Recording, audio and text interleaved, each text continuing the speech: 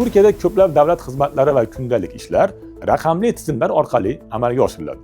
Shu sababli telefoningizda ba'zi muhim ilovalar bo'lishi kundalik hayotingizni ancha osonlashtiradi. E-davlat Turkiyada davlat idoralari bilan bog'liq ko'plab rasmiy ishlarni bajarish mumkin bo'lgan raqamli tizimdir. Bu tizim O'zbekistondagi MyGov tizimiga o'xshashdir. E-davlat orqali quyidagi ishlarni bajarishingiz mumkin. Yashash joyi haqida ma'lumotni, ikamet belgisi, sudlanmaganlik haqida ma'lumotnoma, Sabika qaydi, SGK xizmat ma'lumotlari, davlat idoralariga onlayn navbat olish, turli rasmiy arizalar topshirish. E-davlat tizimidan foydalanish uchun PTT pochta bo'limlaridan E-davlat parolini olish kerak.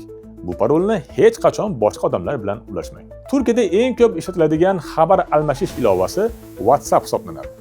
Ish joylarida ham, kundalik hayotda ham odamlarning aksariyati WhatsApp orqali muloqot qiladi. Telegram ham ayrim odamlar tomonidan ishlatiladi, ammo WhatsApp ancha keng tarqalgan.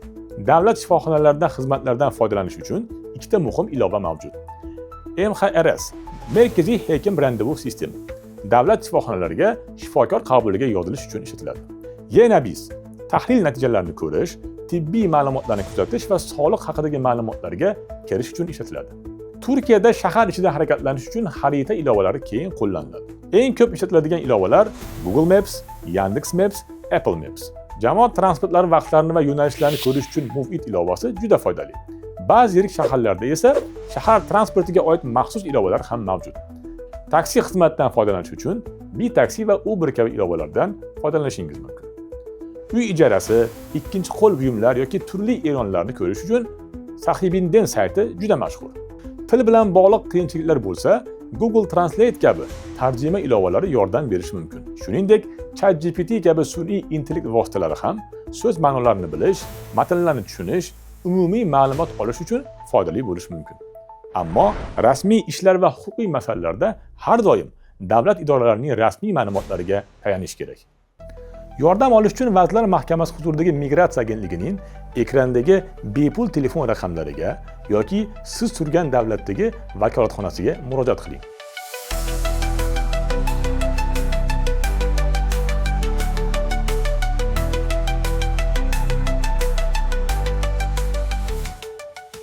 Agentlik vakolatxonalari mavjud bo'lmagan xorijiy davlatlarda fuqarolarga O'zbekiston Respublikasining xorijdagi diplomatik vakolatxonalari va konsullik muassasalari orqali yordam ko'rsatiladi.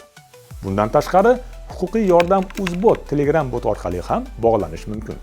Agar O'zbekistonda bo'lsangiz, 1282 qisqa raqami yoki +99871 202 3355 raqamiga murojaat qiling.